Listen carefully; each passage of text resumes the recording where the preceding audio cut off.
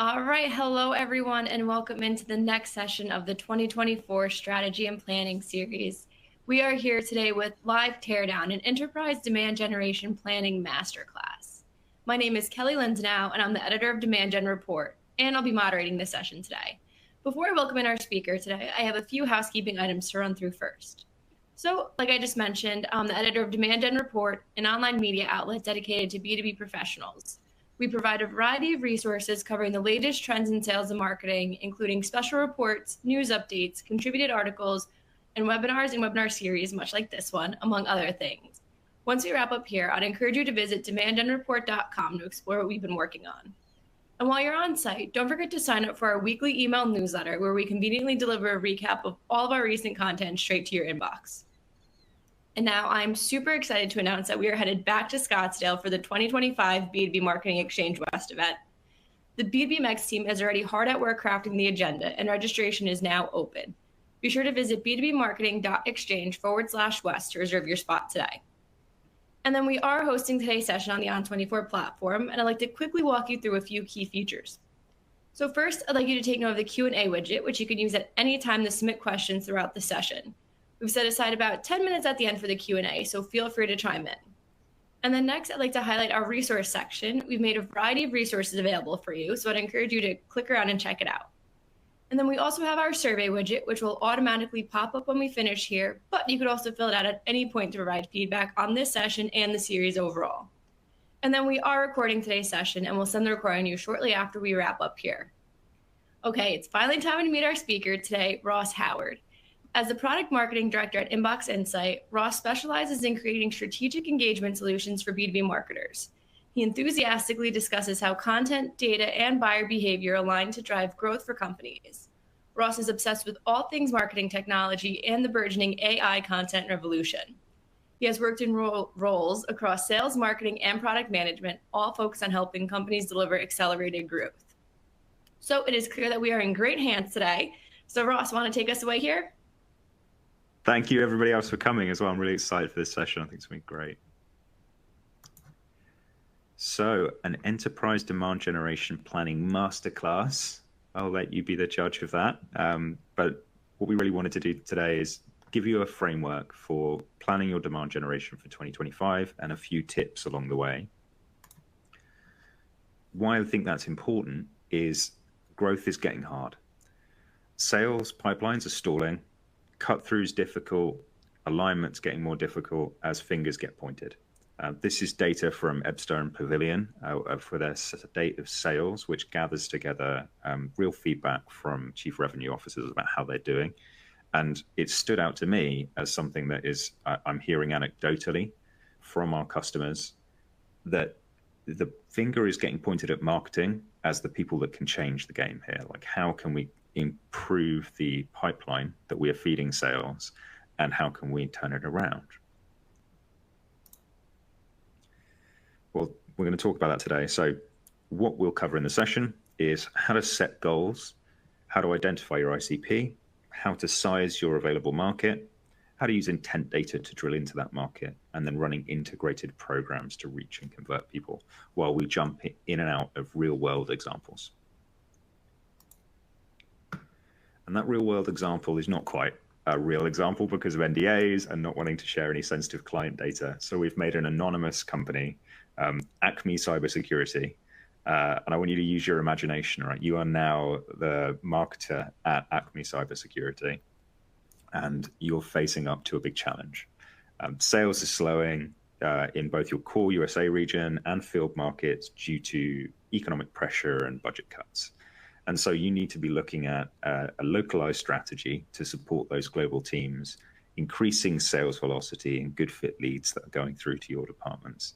And need to be engaging not only the users of the solution, but also the economic buying persona that is under budgetary pressure. That's a lot to do within our plan, but we're going to try and tackle that as we go through with that, with real data and with real examples as we would go through that process. The need is net new customers to drive that growth. We're going to focus on how to get new people in through the door in this session rather than retention-based growth. And the goal is $1 million in new marketing sourced revenue. And how we would approach that, or the way that a lot of us were taught, myself included, would be to look at the funnel, right? How do we get people from awareness to consideration, decision, retention, advocacy? That's, IDA is another one. And how do we move people through that process with our brand? We need to start rethinking that approach based on the latest data in B2B buying behavior. And we need to also make our planning more efficient than ever so that we can handle having cut budgets and increase cost of growth. So that funnel as steps in a spreadsheet looks a little something like this. And if we were to set our goal at that million in revenue, we would want to be working back from how many deals we need to win. In this example, using an average transaction value of $50,000, we need to get to 20 deals, and further up the pipeline we go, there's a certain amount of drop off at each of those funnel stages that we should be tracking. Nothing massively wrong with this from a model perspective. However, once we get into how customers actually buy, suddenly our way of, a decent way to organize your go-to-market doesn't quite line up to what needs to happen anymore to convert a buyer. Buyer behavior is changing as they engage with more pieces of content throughout their buying journey over longer periods of time spent researching online without you knowing about them, and with more people within the decision-making unit or the buying group who need to be educated. So 10 buyers doing 10 hours of research a month across 10 content sources or touch points, that's a lot of ground to cover. And to increase, account penetration and engagement with those buyers, we have to be thinking about how we plan differently. Another, when we look at that previous funnel model, we have to think about the rates at which those leads convert and how they're different from one another. So you'd likely have an inbound model with people coming to your website or coming in through PPC. Those leads tend to be less targeted, but they tend to convert faster because they're further through the cycle before they speak to you. So there's a lot of buzz around demand creation and trying to increase that volume. But if we're trying to create $1 million in incremental revenue, we can't necessarily speed that process up as predictably. Then we look at outbound content leads. Okay, you know which companies you want to go after. How do we increase the engagement from those companies? It's going to take longer for you to nurture them. It's going to take a while for you to get in front and convince them of your value or your brand if you're unknown to them. But you can increase volume there, and you can control the levers of how many people you go after. And then you have your enterprise ABM motion, right? How are we going to get into the FTSE 500? Everybody's going after them as well. They likely have incumbent suppliers. Their conversion rate is going to be lower. The sales cycle is going to be longer. The volume of those leads is lower because the number of companies you can go after is physically lower. But they can be huge in value. So we have these different tracks going on within our organizations, and we need to work within the across those to deliver value in each of those streams and somehow make it work within one consistent plan while thinking about that buyer journey. And so let's review what we were talking about a second ago. We know that we need to generate a certain number of those deals. If nothing was changing in the win rate, the thing that's changing here is the introduction of that MQL column. And I've set it to 3 contacts per account because that's something our customers will book a lot of the time with us in cost per lead programs. It's a very common number to try and spread your budget, between depth and breadth, to do 3 per account. So I've used that as the example here. With nothing else changing, suddenly you need to engage a lot more people within that decision making across your budget. And that pushes the budget you have per MQL lower. So when we think about how to afford to do more within the unit economics, we really need to be thinking about the lifetime value of that customer. So rather than look at 50K average transaction value, if we start to think of it as 50K to acquire a customer that's going to stay with us for 2 deals at an 80% retention rate, suddenly that's a 90K customer. And that gives us a lot more to play with when we think about sales accepted leads or SQLs. We have more budget to play with to make a lead really care about us, really engage with us, so we're more likely to get to the outcomes we want. And that pushes the economics more favorably with us to think, how much can we invest to get back? if we widen our time horizon and start thinking long-term growth rather than short-term quarterly results, but we're still closing the same deals, we're still adding the same value. Word of warning, don't just jump into this without warning anybody. This needs to be something that your CMO's bought into, that your CFO is bought into, and that the whole team gets behind as an idea of where do we need to be in all these percentages and all these numbers that makes sense for your business. But I would advise you think about it in terms of how much engagement can you afford to drive within a company, and are you seeing the benefit of that later on?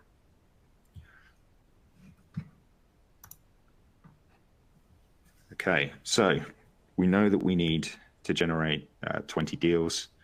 Who are those 20 deals going to come from that's going to benefit us the most? And that's when it comes to finding your ideal customer profile. And the best way I would say to begin this journey and start tipping the odds in our favor is to look at your CRM data and your historic customer wins, starting from what are the most positive customers you have in terms of those core metrics. There's the sales cycle being lower, the value of the deal being higher, and a large enough segment we'll come on to next. Within there, look at the job titles of the people that are not just signing the contract off at the highest level, but also the champions within that deal process and the people most involved with your product. So you can build out a persona framework of the people involved and the pain points that they need to manage. So in our cybersecurity example, I've picked out legacy network security that they need to update due to regulatory or compliance pressures, meaning that they need to migrate to a newer solution. Very common, quite broad. It will be different for whatever your product or service is, and it will be attached to the roles and pressures of those job titles. So really nail down, how can you identify from either sales prospecting or lead gen or outside of the business from other markers, what the maturity is of that organization, what type of pain points they indicate. And if you can't get that information, looking inside your system at deals you've closed and what you learned about them, looking at the type of company and then finding more of those companies is still a realistic way to get more of the best people to work with in the future. As we start to look at those more explicit data points, one that's useful is technographic data. So install bases, what they currently use, what they have, either that you will need to integrate with or that you will need to replace, or a gap within their system. Having an idea of, okay, I know that they need to have a ransomware solution in place because our solution helps with ensuring against that, whatever it might be. Making sure that you understand the landscape that you're selling into can help you narrow down to the ideal customer. Then, of course, you need to know which geographies you want to be targeting and which industries you have the highest success rates with and the best case studies with, and all importantly, what company size or revenue bracket do you support the best? That's a lot to go to. These slides will be available and we'll send on the recording. But if you think about that in the pyramid to the right-hand side there, you're thinking about it in terms of value at the top, narrowed down, my biggest deals with my fastest sales cycle with the problems that were most painful. And then you're widening out to other people who have that challenge that you can predict, that you can identify with that look-aliking as you begin to size your market. Make sure that that is based on real data, like from your CRM, whatever data you've got, from your marketing automation platform, or from research vendors or partners you may want to work with. And also, if you can, combine it with that qualitative, anecdotal view of customer stories, why they bought from you and what they bought from you within that profile of company. What that looks like, again, at Acme CyberSec is, we have a certain amount of data, right, that matches that ICP that we've identified. Let's look at it across the relationship that we have with them. And so I've split it here into brand aware. That might be signals like they've subscribed to your emails, they've downloaded a piece of content, they've engaged with you at a trade booth. Who do you have that is data that's early within their relationship to you, but that you can contact? Solution aware might be people that have gone on to prove to you that they know what you do and that they have more of a need for it. So they're looking at the case studies page or buyer's guides or technical requirements documents. The product materials, that takes you into a product aware category where they may be selecting or choosing between, or you may have profiled that person and had a conversation with them about their needs before. And then your customers, we're not going to focus on that this much this session, but there's always, customer marketing alignment where you, as a demand generator, you need to understand who you could be cross-selling and upselling to. Now, these numbers at the bottom indicate, okay, you have a lot of people that you've engaged in the past that you can go and nurture to, that you may be able to go and revive or engage. But is it enough to generate the 6,600 leads we needed from the previous slide, right, from those MQLs?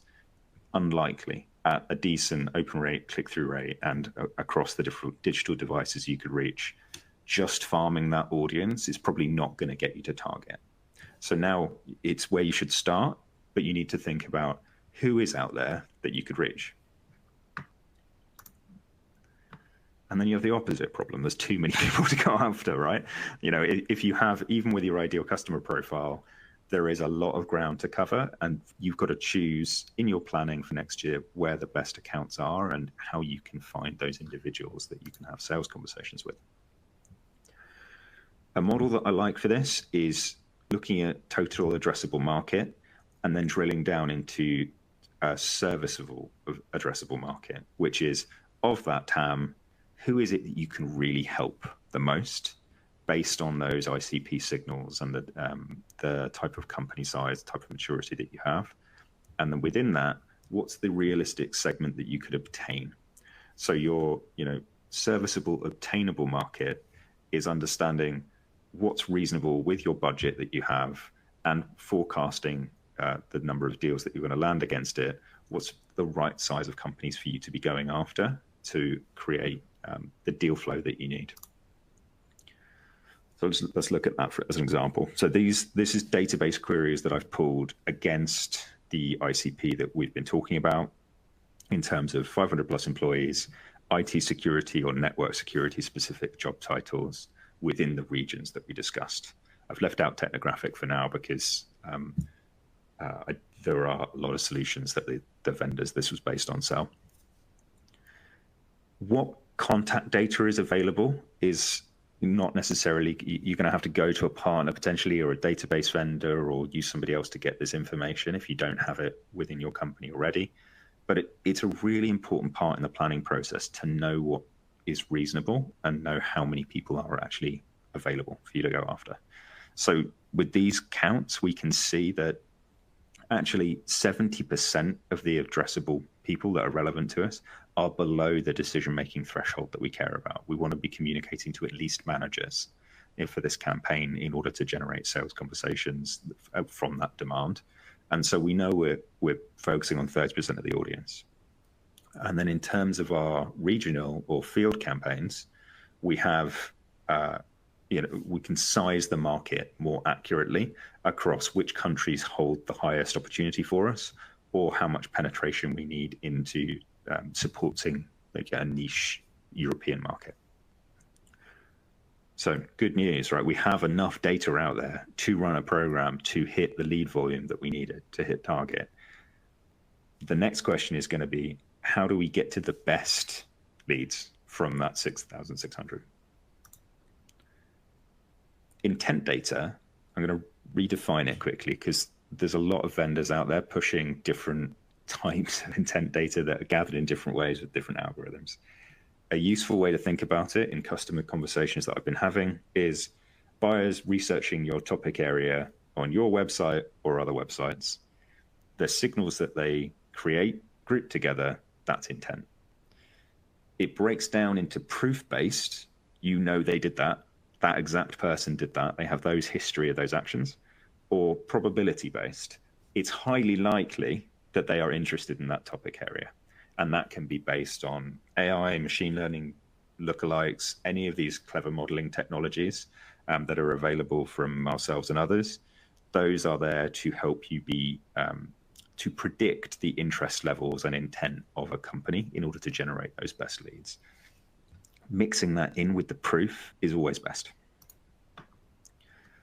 And another piece of advice or question that I get often is, do I have to buy this as a technology solution? Do you have to have some other piece of tech that does this for me? How do I do it? If you think of your first party intent layer as those known individuals with proof and those unknown individuals who are coming to your website, if you think about it from the layer of how can you capture those signals and store them from yourselves?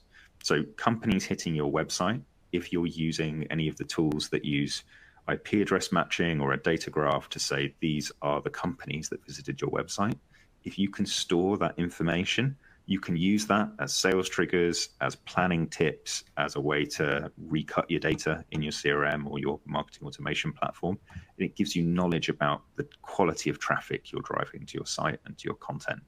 There's tons of vendors that do this. That was the top 8 that came to mind, but there's plenty of them out there. What you're aiming for, though, is knowledge of what these companies, which companies have come to the site. If you can then combine that with a one-to-one individual-based tracking solution, where you're gathering first-party data, consented opt-ins of people that have engaged with your brand, that's going to help build up your long-term nurture pot. And it's also going to help increase the number of touch points you're getting into those accounts during their research phase, during their buyer's journey. It will also help you capture explicit zero-party data, right? What is your biggest challenge right now? Somebody tells you, that's the best type of intent you can get. How we do it is through Insights for Professionals, which is our website and content platform, our hub and product. That combines and tracks content via the format of the content. So was it upper funnel educational piece? Was it a mid-funnel white paper or long-form webinar? Was it a lower funnel buyer's guide or comparison journey website? And combines that into a model where we crunch numbers around how often they've come to the site, how often they've engaged with the same companies, and the topics that they've engaged under, to allow us to make predictive choices around who the best vendors to show them would be in future journeys. We then validate that with an additional layer of data from third-party vendors. So Bombora is highlighted on this slide. We use them and a few others in order to understand what the company is doing elsewhere on the web, as well as within our ecosystem. But there's no reason you can't set up a structure like this on your own corporate website or your own content hub outpost. What you're really looking for is who's coming to the site, what are they doing, what am I learning through that process that gives me more information to make data-driven, insight-driven planning decisions and get the most out of my budget. What that looks like in reality is a load of keywords. So we tag and match to all sorts of different topic areas. These are real tags from an IT security campaign. As people engage with content on these topic areas, we are associating them and their company to these topic areas. Now, when you're choosing them in order to decide how to plan, you need to be thinking of 3 things. One is the problem area where that ICP needs the help the most. Remember back in our triangle, we were looking at what are the pain points that this particular segment of my market that is most ideal for me has. Focus in on those pain points and attach them to these keywords. The next is looking at, okay, so there's a trending keyword here, but is that the one where I need to generate pipeline? Does that match my demand generation objective or my product launch objective? Making sure that you are choosing the keywords that have the most interest and also have the most benefit to you as an organization. And then also making sure that you have something valuable to say to that person. So if the keyword is something that is really trending and it's an area where you need to support, but you don't have enough content to produce, market, and engage your audience with, you're going to fall flat because you're not able to capture that intent. Making sure that you have a good balance between these 3 things is really important to getting the most out of this planning exercise. What it looks like when you get it back is all sorts of data points that you can use to understand more about who's in market for a particular topic area. So 3 here that we break down, that we give in our planning and end of campaign reports and target account list health checks and all sorts of different deliverables, essentially it shows you funnel stage, who's doing research at the moment and how much research have they done up to this point. So it gives you an idea of timing. Another useful one is competitor intent. So within those keywords, not only are we tracking, who's in market for zero trust, we're also tracking who is looking at Sophos versus Bitdefender versus Rapid7, right? So that we can understand who of your competitive set you need to position against, understand what their messaging is, or have different battle cards or resources that you can provide that audience. And the other is trends analysis over time. So there may be really popular trends, but they've stopped growing, and there may be trends that are growing in popularity and spiking really fast. That allows you to see the way the market is moving and make sure that your creative teams, your content teams, and your planning accounts for what you should be talking about, as well as just the content you have today. And remember, the objective for this is the cross-section of that market. So we had those huge amounts of data that we could go after to generate our leads. We should be using these topics to build lists of companies. Lists of individuals within those companies comes in time and is often part of that predictive layer. But something that's really going to help tie your planning together, and I'm sure a lot of you do now, is having a clear target account list that's been refreshed based on this data for each campaign. Helps you get the best leads you possibly can within that volume that you're able to generate or trying to generate. But it can get really complicated, right? So if you add in region on top of that list that we just looked at, and then persona, and then different product categories, it can get very complex and it can split you apart in terms of what you're able to achieve. So making sure that you have a balance between the complexity of managing the campaigns and splitting down too granular, and in a holistic sense, how are you driving the value of your content into the market? How are you helping people get to those 10 content touch points over time while they research? Should be, you don't want to lose sight of the overall goal. And this is a real example of a client plan. Names have been changed to make sure that we're not giving anything away here, but you can get some mega spreadsheets across, right? Where you're trying to understand how much reach can we get into different markets, across different channels, split down by the type of content topic area, the type of persona, the type of region, all of those things. So making sure that you're planning proportionately to what the goal is, but that you can get to this level of detail is useful if you've got a lot to orchestrate. Where we end up, three things that you should end up at the end of that process is a clear ideal customer profile where you know who the perfect fit customer is for you. A serviceable, obtainable market where you know how many of those customers there are out there and individuals that you should be targeting. And then a target account list of the people within that SOM which are most engaged at the moment in researching your solution. If you get those three, it's going to make your campaigns far more productive and efficient, as you're going to be engaging the people who are most interested in the audience with that budget into the accounts that are going to pay off the best. The buyer's journey, split into problem, solution, brand awareness, is something that we've been speaking to customers more and more about, because the research needs are different at each of those periods of time. One stat that stood out from our recent buyer research report was that 72% of the audience said the average purchase length for a B2B tech buying process was 1 to 6 months, regardless of solution. It skewed slightly longer in the enterprise, as you would expect, but not so much that, outside of that. So really, you've got 6 months to catch these people's attention and make sure that you're the front of mind resource and the brand they trust the most during that journey. Where they are doing that research is not always on your site. So while you're thinking of your demand generation planning as paid activations or organic to bring people to your website, we also need to think about what outposts they're currently engaged on and what they trust.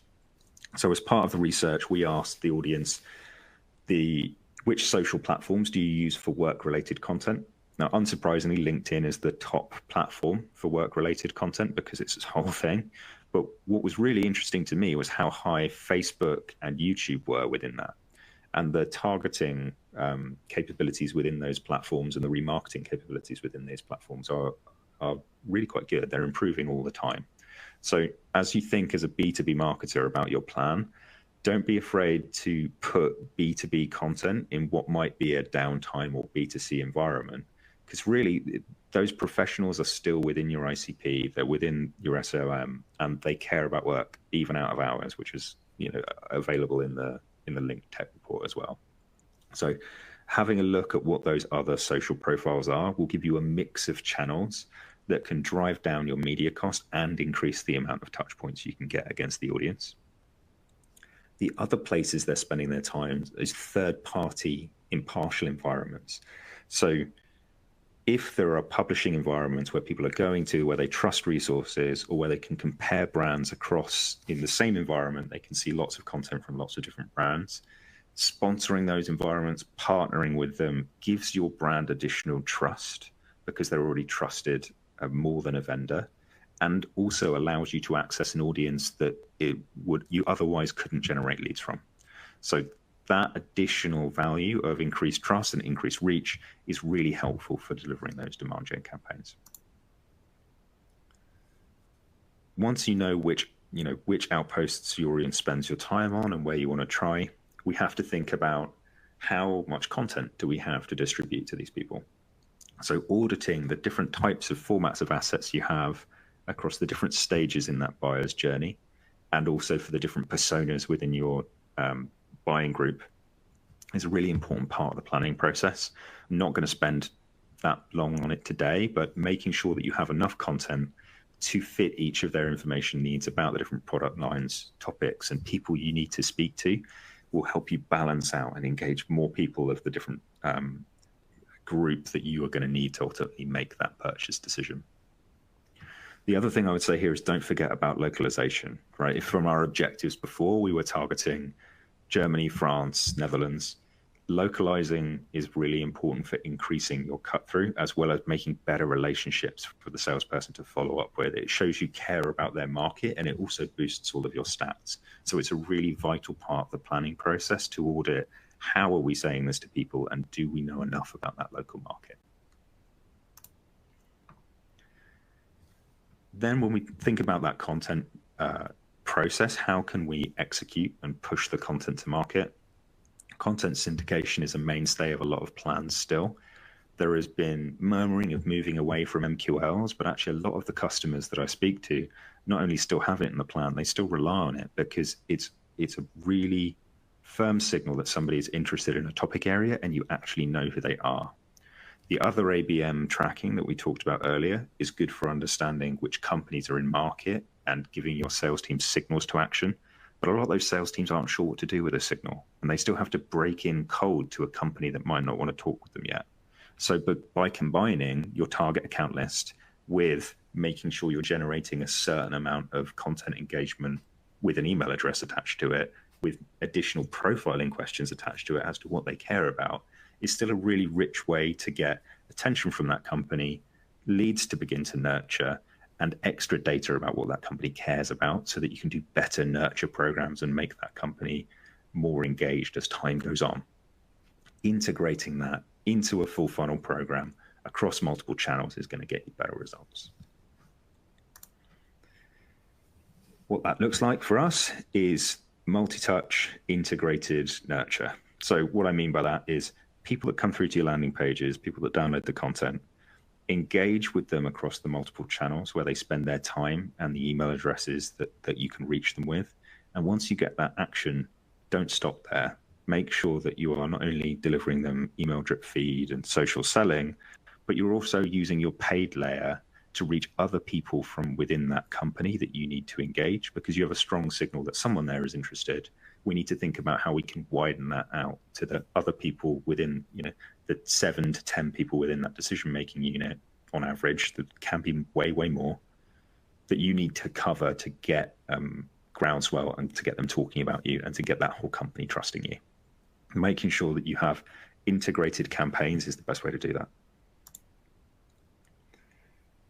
LinkedIn being the top of the list for that media, wanted to put this in there. Now, we use LinkedIn for clients, for B2B of all different natures. It's an incredibly powerful tool.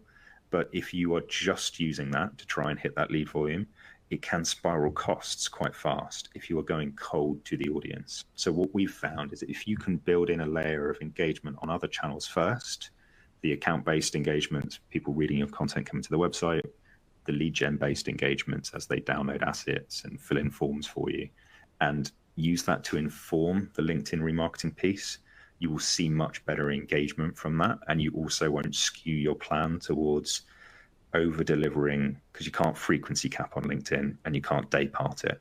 So you are going to be serving a lot of the time the same creatives over and over again to a very small group of people for quite a lot of money that they don't necessarily engage on that channel anyway.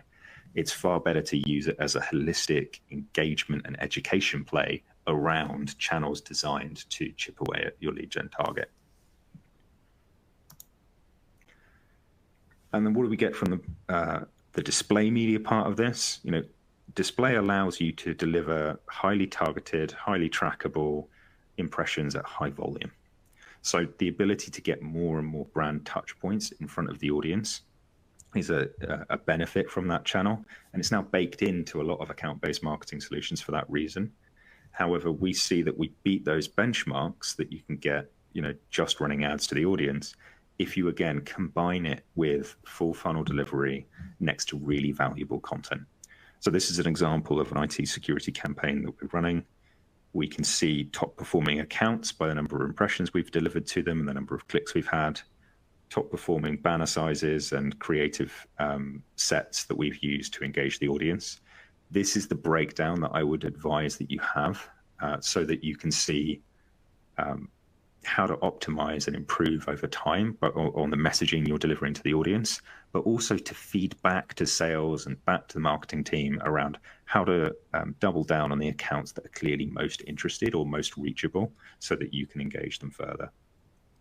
By tying all these channels together, each one is more than the sum of its parts. So where did we end up? This is a hell of a slide, so bear with me. I've added in the additional channel layers that we were talking about there, the traffic and the display impressions, because I wanted to see that as a holistic plan. I've broken it out by region based on that market coverage from sizing our obtainable market before. And that gave me a set of target accounts from within those countries and the lists of intent analysis that we did of people that were interested in our topics. So those are our target accounts per country by size.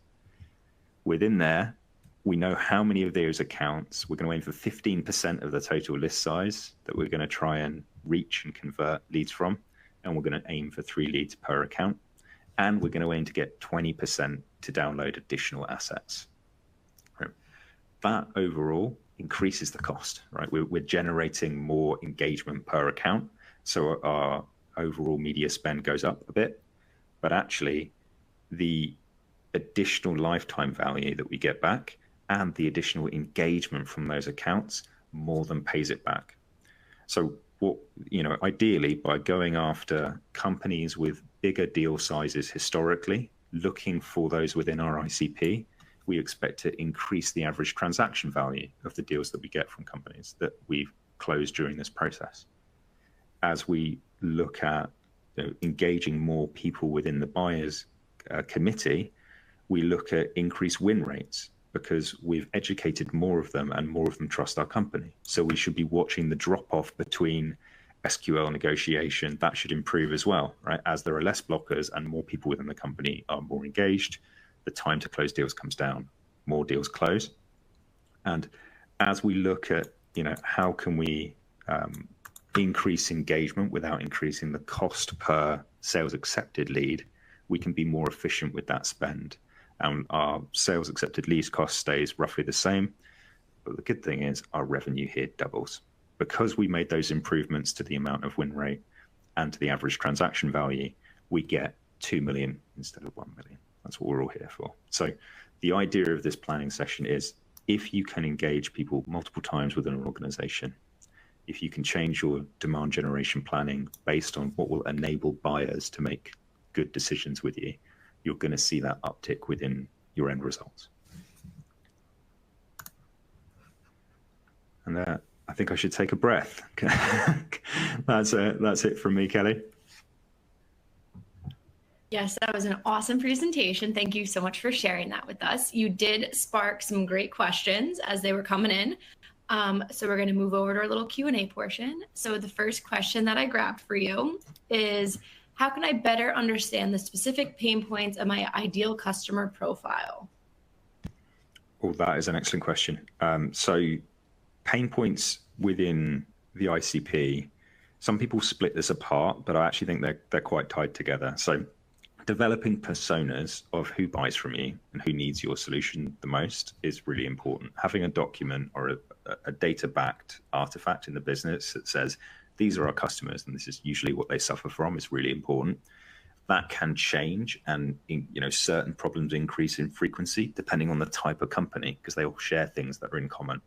So analyzing once you've identified your ICP from what matters to you, to which accounts do you want to grow into, what type of companies do you want to win, speak to sales and customer success. New tools which will do AI transcription of all the call recordings can help you get a lot of data quite quickly that you can then search and wade through and use LLMs to summarize for you, which will let you know, okay, of these particular companies, when I look back at how we've engaged with them, this is what mattered to them. Then you can feed that data back to your content team, to other people within your department to brainstorm how you can engage them further. All right, awesome. So then the next question that I have up for you is, how can I plan out how to personalize my campaigns? Cool. Yeah. The personalization, I think, is depend. Somebody gave me some really good advice recently, which is like, just knowing someone's pet's name isn't personalization, right? What they're really looking for is like relevance, that you can solve their problem and that you've been proven to do so before. So when you're personalizing, making sure that you have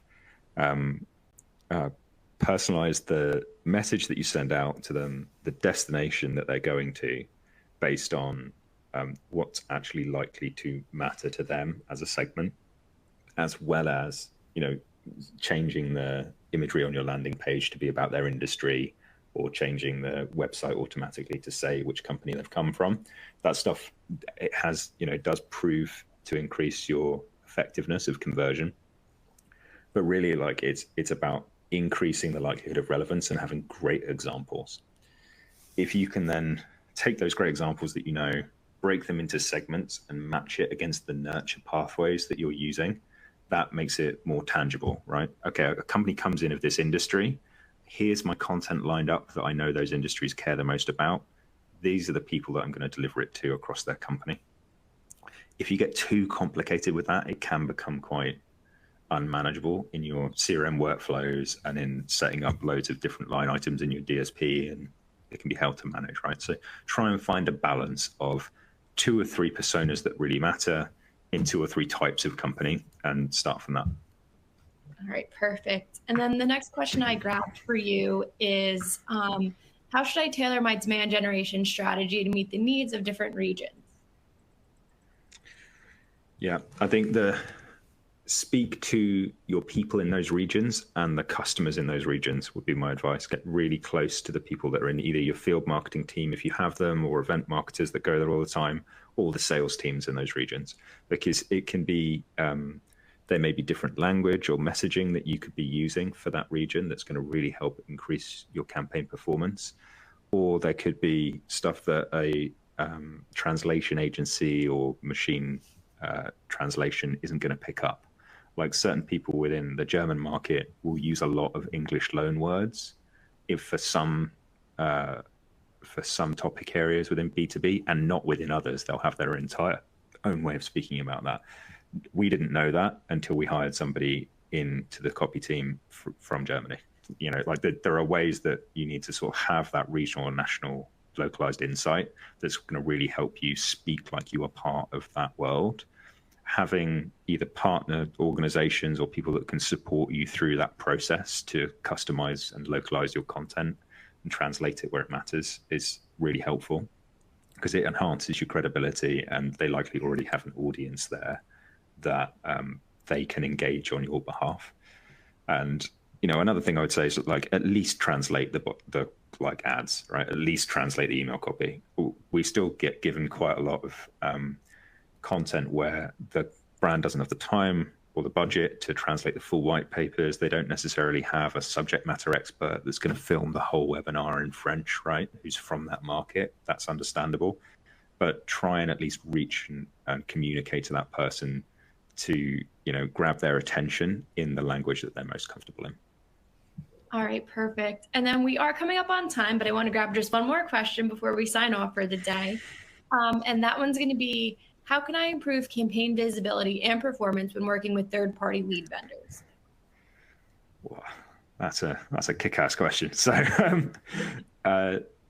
pick trustworthy partners is a bit of a glib answer, but like really make sure that you're working with people who give you information, like will have an open conversation with you, that when they're onboarding you, they're talking to you about compliance, they're talking about process, they're asking you good questions about your plan and about your content, rather than, I can get you 3,000 leads off your data sheet without asking you anything about how or why that should happen, right?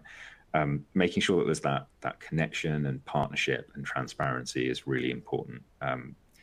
Another way that you can ensure that happens is to set like quality benchmarks and really be clear on the SLAs that are in place. Like, what should a lead look like? When should it come to you? How often are they going to come across? And what information are you going to get? And just making sure that there's an easy process that if they've not met that for any reason, that you can reject that lead and that it doesn't count to any guarantees that you have with that vendor.